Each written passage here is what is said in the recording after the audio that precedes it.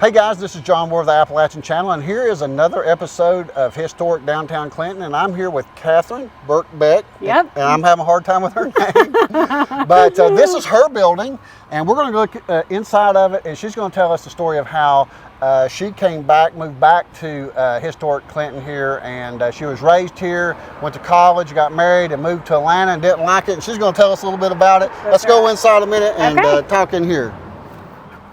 So, Katherine, while we were having lunch, you was telling us a little bit. I asked you how you ended up back in Clinton, so tell us that story again. Okay, so I grew up here in Clinton. I went to Clinton High School, and when I graduated, I thought I knew what I wanted, as every high schooler does, right?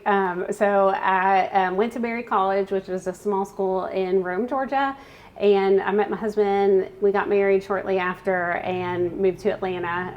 I thought I wanted to be in public relations in a big city, but after a few years of living in Atlanta, I quickly learned that's not what I wanted. I started to voice that I wanted to move back home to a small town, and I think when we started thinking about having kids, the idea of them growing up in Atlanta didn't sit well with me at all. I really wanted to get back to that small town quaintness and love and community that I knew when I grew up here. So I think sometimes you have to step away from something great to really appreciate what you had growing up. So that's why I came back to Clinton. And I don't regret that decision in any way. In fact, when I started my photography business, that started in Atlanta, moved to Knoxville, came with me. But when COVID hit and I had built two businesses around the idea that people gather and they stopped gathering, I worked with the chamber and I worked with other people who were making a difference in the community, and my heart really changed for what I wanted to do with my life. And what I wanted to do with my life is make Clinton the best place it could be, not only for my kids who are growing up here and going to Clinton City schools and will go to Anderson County schools, but for everybody who's already here.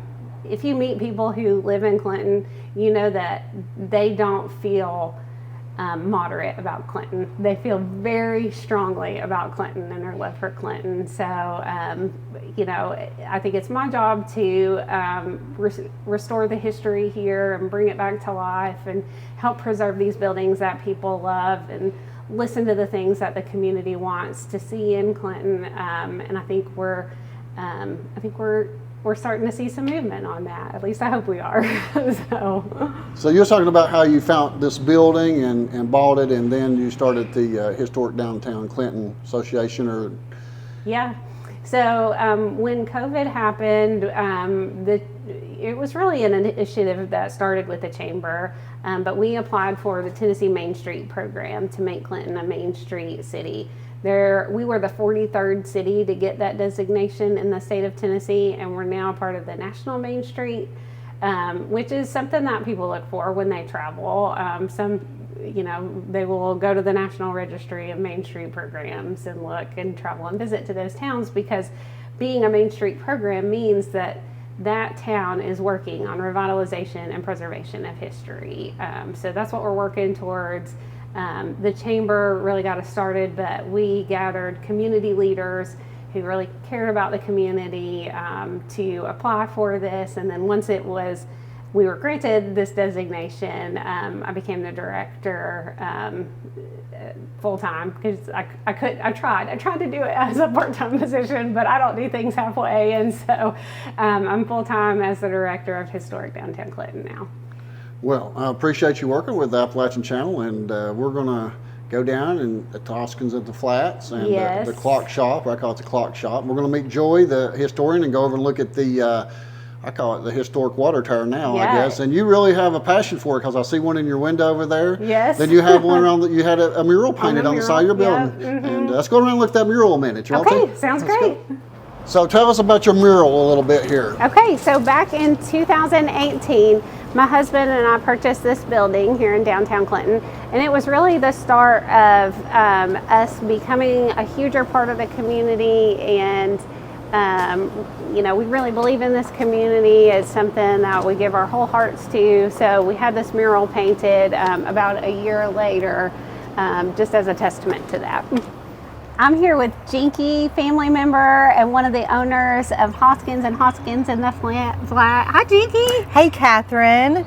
So I'm Jinky Walker, and I am a member of the Hoskins family, also a granddaughter, a founder of Hoskins Drugstore, R.C. Hoskins. My grandmother was Katherine Hoskins, and we're standing in front of the original Hoskins Drugstore. He started it here on Market Street in Clinton in 1930. He was a very young 20-something-year-old pharmacist who took the leap and purchased this building from Dr. Stansberry, who was also a doctor and a pharmacist in Clinton, and that's where it all began.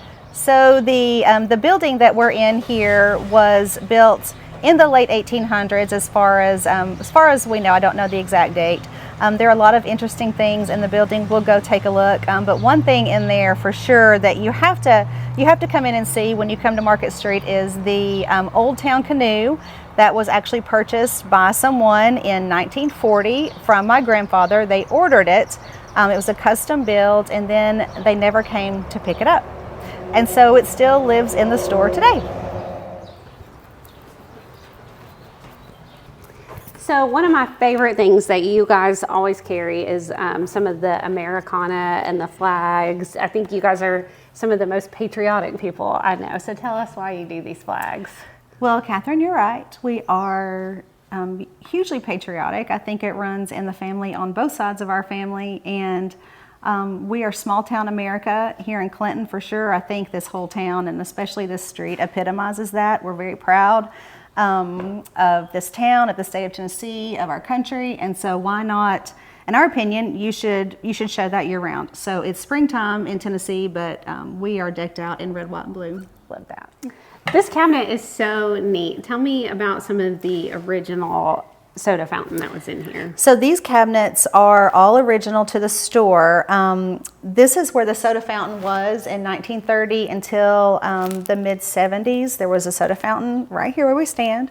The fountain itself is gone, but we do have, this was the original coffee maker, and it's so heavy it does take a couple of men to carry it. Can you imagine the amount of coffee that was served out of there? But all of the fixtures, the cabinetry, the railing, the counter, all of this is original.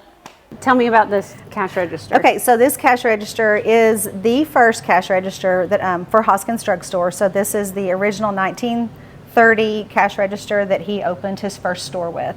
It is a national register. We have customers in here all the time, especially ones from Ohio. They're very familiar with the National Register Company.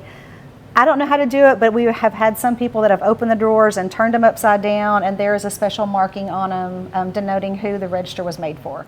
And your grandfather measured a lot of his success by how many times he heard it, right? He loved to hear the register ring, of course, and so yes, maybe like the little ding is another little mark in his cap. Another fun fact about his business practices, he would never close the door or lock up at night. You've heard us. We do this on occasion, but not as much as he did. We look up and down the sidewalk to make sure that there's no customers left before we close the door for the day. Aww. Kind of a little nod to him. Yes.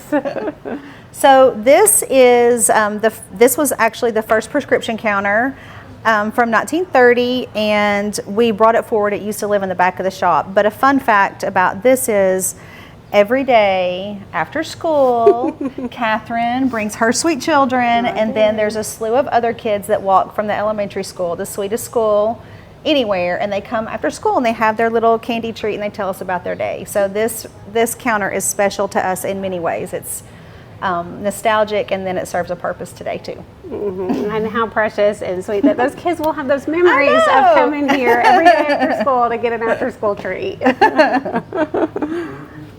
Where's your treats at? Would you like one?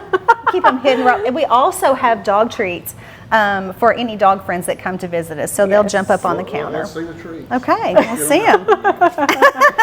Prove I it. don't want to see where they're. I'm going to see them. Prove that we really have treats. So we have our little treat bucket that we pull out. This is the one for the dogs, and this is the one for the kids. Yes. So they can bring their dogs in and get a treat. They sure can. So fun fact too. So Jinky saved the life of my puppy, Penny Maple Syrup, like we like to call her. So she comes back to visit Jinky and get a treat from her every day. Yes, every day. Yes. I missed part of that. How did she save your dog's life? So on the farm that Jinky's family owns, they found this tiny little beagle that had been attacked by a coyote and had her throat ripped out. Well, Jinky picked her up, saved her, ran her to a vet. And I had heard this story, and I had to come see this puppy. And as soon as I did, she climbed into my lap. Catherine said, "I'm sorry, Jinky, but I think this dog is my dog." And so, So here in the store is where I fell in love with Penny Maple Syrup, as we like to call her, because she is the sweetest puppy in the whole world. She is. Okay, so this is the entrance to our addition. This is a going on 2 years that we have had this space, and we love this space. This was a movie theater originally. I think there were two right here, one across the street from each other. It was a long time ago. I don't remember, but it's definitely 1800s. This building is older than our building, and we know that because when we were doing the construction in here, we banged on the walls right here, and we exposed the windows that were here before our building bricked over their windows. And that was something unexpected to us. So what other businesses have been here? So one of our favorite families in town, another great business, Hammers. This location was their original location in Clinton before they moved to the top of the street. And I used to work for Hammers when that was at the top of the street. Yes. It was my first job in high school. So another small town fun fact. Yep. Okay, let's go see your canoe. Okay. That you've been talking about. Yes, the canoe. So in 1940, this is the canoe that the customer came in and ordered from our grandfather, and the story is an old town canoe. And what I was always told was it was a custom build. They wanted to put a motor on it. And being right here on the Clinch River, I don't think it would have been unusual for a man that sold everything in his store like he liked to do to sell a canoe as well. But the customer for some reason never came to pick it up. And we have all used this canoe throughout the years. It's been down the Clinch River many times. Our parents, they dated in it. They would carry it down the bank to the river, and they would go down the river on it. And then we finally just decided to retire it. We had it resurfaced, and we just let it come live here for a while. So we are a floral shop now, and but we definitely are still a part of Hoskins Drugstore, and we like to celebrate family.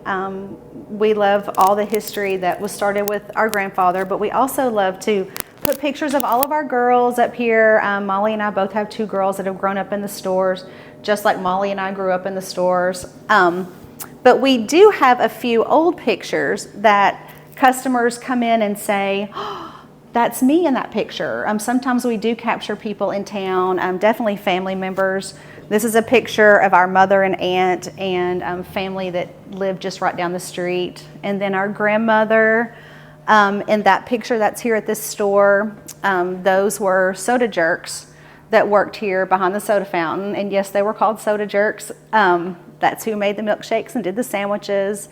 And that's our grandmother as a young woman here. Jinky, thank you so much for taking some time to be with us today. If you guys haven't seen the Hoskins video that John already did, make sure you go back and watch that because it's a real treat and you're going to want to see it. But Jinky, I think you got John's attention just a second ago with a story. It is a fun story, and so actually where we're standing, kind of right here into the front of the building, there is a proper creek that runs underneath both of our buildings. So John, come back and take a look at it. All right, we'll see you next time, Jinky. Thank you so much. We're going to head up to the clock shop now and take a look at what Bill Marshall has to offer. All right, I'm here with Bill Marshall, owner of Marshall Vintage Timepieces. Good to be Bill, here. tell us about your business. Well, the business is a clock and watch shop where I mainly repair clocks and watches, and then also I buy and sell. But it's the repair business that keeps me busy. So. All right, let's go inside and check it out. Let's check it out. This is where all the magic happens. That all the clocks get repaired here, and then in the back area, I do my watches back there. I got started, luckily enough, with United Airlines in San Francisco. I was 24 years old, and they hired me into the instrument shop. And most of the guys, this is 1967, most of the guys in there were watchmakers. And so I was there for 6 years, and they taught me watchmaking. And I've kept that going all these years as something out of my house. I've had regular jobs, but I've always kept that going on the side. And I retired in '09 and decided I was going to do this full time. So here I am. This is me retired. And how long have you been in Clinton? I've been in Clinton 35 years. 35 years. And what brought you to Clinton? A company in Oak Ridge. I was working in Silicon Valley, and there was a company in Oak Ridge called Ella Graphics. They made touchscreens. And the company I worked for in Cupertino made touchscreens. And so they needed a materials manager, so they called me up. I was never in Tennessee before. I came out here and fell in love with the place. And so they hired me, and I've been here ever since. This is one of my workbenches. Any flat spot I can find, I make a workbench out of it. And this is a movement, a clock movement. It's time and strike that comes out of a kitchen clock, which is like that one on the floor. And so I take these completely apart, go through, clean oil, adjust them, put them back together, and hopefully they work. So that's the objective. This comes out of a mantle clock, and it's the same principle. I got to take them apart, clean oil, and if there's any problems with them, of course, I have to fix those. So, but you can see I've got a variety of clocks to work on. This is the coolest clock. Yeah, this is a clock made by Gilbert, and Gilbert was out of out of Connecticut. And it is a triple date clock made in 1862, Civil War clock. And as you can see, it's got the month, the day of the week is coordinated with the date. And the way you adjust that is with this arbor down here, that draws that circle around. And then up here, you got another arbor that draws the month around. And then here's your date hand right here. Now, did you have to work on that one? No, actually I didn't. It came in, and I bought that one without knowing that it worked. But it turned out that it was in good working order, so I've got it up on the wall and running. So I can imagine that would be quite complicated on the inside of that one. With all that. Yeah. That's got triple complications. So. So you say you work on some watches too? Yeah, I do. I have a workbench back here. It's a mess right now, but you'll see what I'm doing. This is my little cubby hole back here. But this is my watch bench. Oh, wow. And I'm in the process of working on, actually it's a carriage clock, but it's got a watch movement in it. So I'm in the process of working on that. And I've got others that you can see that are in progress that I'm trying to get done. So. Now what are we going to find in boxes like this right here? These are all movements, pocket watch movements. And this is my inventory of spare parts. Nice. So that's every one of those boxes are like that, huh? Yeah, I mean, all these boxes like that. I got a jeweler's lathe, which is neat. That's, What are all these keys to? Those are for grandfather clocks. In fact, I just used one today. The auction house, JD Auction. They had a clock they sold, but didn't have a key, so I went down there and I had the key for it. So. No way. So what typically makes a clock stop working? Typically, a clock will stop working. The main reason is they get dirty. And so you've got arbors in bushings, and they rotate. Of course, that's what keeps them going. If they get gummed up, that stops, you build up friction, and that stops the clock. So that's why they are required to have them cleaned. Take it apart, cleaned, and put back together, re-oiled, and then by all rights, they told me in school it should work. Mm-hmm. And is that the same for a watch, or is same that for a complete watch? Different? Yeah. Okay. Because there's things that break, and things like that. But that's mainly the problem with both clocks and watches is they just need to be cleaned. Bill, thank you for taking the time to Oh, talk my to pleasure. us My today. pleasure. Tell us when people can come shop with you. I am open Monday through Saturday. In fact, here's the time. Monday through Saturday, 10 to 5 p.m. Great. Well, thank you. We're going to head over to Clinton's famous water tower next. Great. Thanks, guys. I'm back with Joey Smith, our historian here in Clinton, and we hopped across the river to come to Carden Farm Dog Park. and we have this great view of Clinton's iconic water tower. Joey, tell us a little bit Yep. more about the water tower. The water tower is probably the most well-recognized symbol of Clinton. I think if you said that Clinton had a skyline, it's going to be because you recognize the water tower. So right across the river here from where we are at Carden Farm, the site that the water tower is on, it's part of downtown right on the edge, was the Magnet Mills knitting factory that opened in 1906. There were 6 businessmen in Clinton. All of them already had businesses and buildings on Market Street, including Katherine's building. Mr. Rutherford that owned her building was one of the 6 founders of the mill. But it was about 1905 and the economy started to slump because the timber industry had sort of fizzled out in Clinton.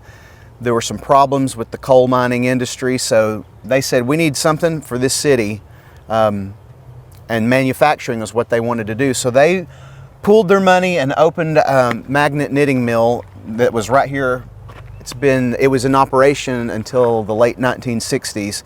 The mill has been torn down. It just became so old and dilapidated, but the one thing that remains is that water tower. Not exactly sure when that water tower was built. There were multiple water towers on the property, so but the mill was originally built in 1906 and expanded in the 20s and also in the 40s. So it's just something that was a huge part of Clinton. The mill kept people working during wartime, depressions.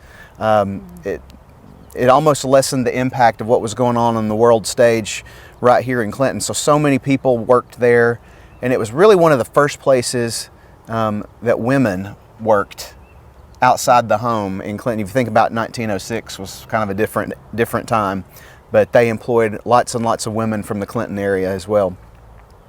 So why do you think people in Clinton still love it so much?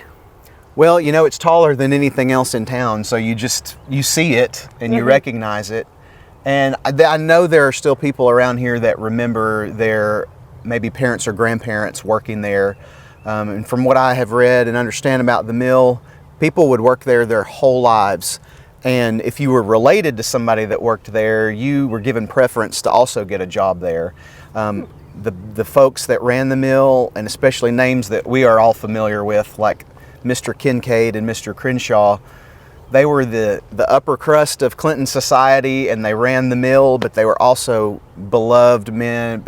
Your employees loved them, and they made a huge impact on the town and on those folks that worked for them too. So people just had really good memories of that mill, aside from it just being so recognizable as something like when you come across the Green Bridge here into Clinton, you see it and you know you're home. Absolutely. With Clinton being a small town, you can see it from almost any angle in Clinton. I think people look to it, and if it's no longer there, and it's on private property. The mill property is privately owned and has been cleaned off and is for sale. So making sure that whoever purchases that property one day takes care of that water tower and preserves it, I think is important to everybody that lives here. Absolutely. Thank you, Joey, for giving us some information on the water tower. John and I are going to go have lunch at Apple Blossom, but we will see you in our next video. See you next time. So what's your name? Ashley. Ashley. All right, Ashley. I'm going to have this ham right here. I think I saw on here somewhere. Did I see ham? Yeah. Grilled ham steak. Yeah, I'll have that. I think I'll have some mashed potatoes. Do you have any gravy for those mashed potatoes? I do have brown or white. Brown, I guess. It don't matter. And then I'll have some, let's try macaroni and cheese and a roll if you have it. Okay. Absolutely. What can I get you? Can I get the buffalo chicken wrap with no tomatoes? Do you have French fries? No, can I just get the wrap? All right. Thank you, guys. I'll get it going. Thank you. Bye-bye. All right. Chicken tender wrap. Thank you. And grilled ham steaks. Oh, that looks good. Do we need anything? Good right now, thanks. All right. Appreciate you. Enjoy. Thank you. Bye-bye. I'm here with Jimmy Taylor, owner of Apple Blossom, who is beloved in this community for all that he does for all the kids and all the schools. So Jimmy, how long have you been here in Clinton? We have been in business for 9 years. 9 years. And Yes. what made you want to open up a restaurant in Clinton? Well, I have been here part-time prior to that, and I just love to cook. Done my culinary classes and stuff, and become a chef, and the opportunity came 9 years ago to buy the restaurant, and I have a partner, Leanne. She came to me, and she was the manager, and said, hey, let's buy it. And so I said, yeah, let's do it. So that way I could be able to be more involved in the community, do a lot of catering, and also help the community and the kids and the schools doing fundraisers and stuff like that. Why do you want to do fundraisers for the schools and the kids?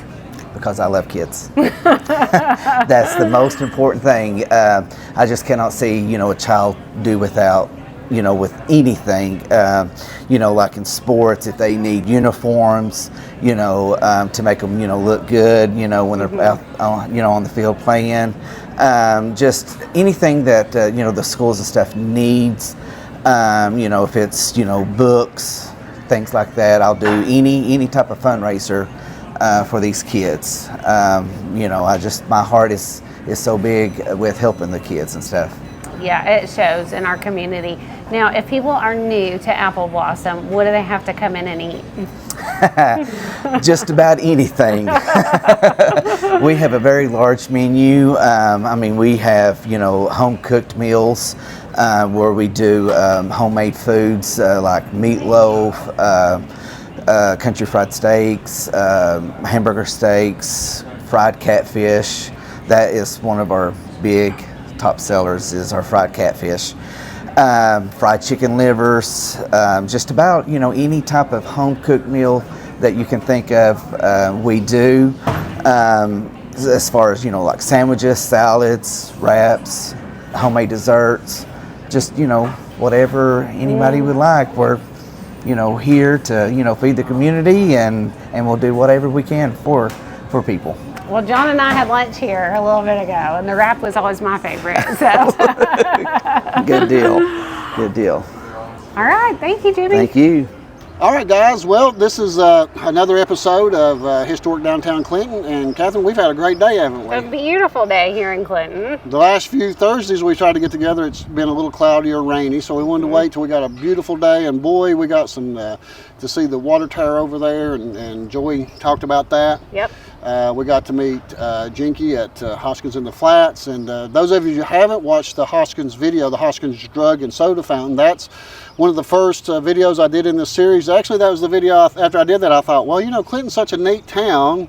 It'd be good to come back, and since they have you here, well, we're so glad you did. You're here promoting the town and doing things and hosting the videos for us now. Yeah. I thought, well, heck, let's just keep making some videos. And we've had a good day today. We went in and talked to the owner here, Jimmy, at the Apple Blossom. We ate lunch. Yep. And tell us a little bit more about Jimmy. You was talking about him earlier, that some things he's done. So, Jimmy talked about how he does a lot of events for the community, but one thing that he has done is he's raised over $100,000 for the Isaiah 117 house here in Clinton, which is a new house that's being built in Clinton to be an in-between house for foster kids going into the foster care system.